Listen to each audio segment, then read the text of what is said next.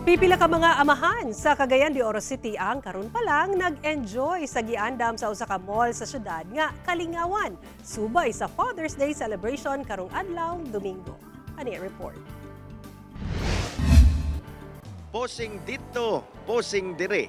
Inubanan pa sa pagngisi nga nagpakita sa ilang tumang kalipay. Ingon ane ang sitwasyon sulod sa usa ka mall sa uptown area sa Cagayan de Oro City adlong Biyernes. Human gibuksan ang usa ka photo booth area para sa mga amahan. Matod pa ni Alvin, labihan ka memorable alang kaniya ang Father's Day karon tuiga.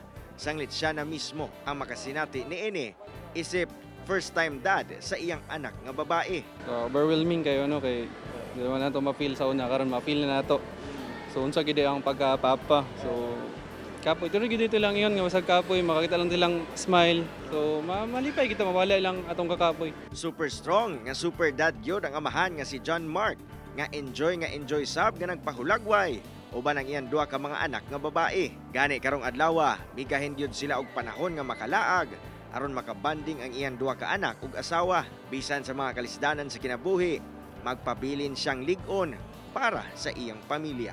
Isip usa ka amahan malipayon gyud no labi na ang Father's Day atong isaulog labi na ako usa ka amahan special gyud ang pagbanding-banding sa atong pamilya sa atong mga anak kay labi na special nga adlaw para sa ako labi na sa mga amahan dira. We're celebrating Dad's Day and dedicating all these activities for our dads because they are very hands-on.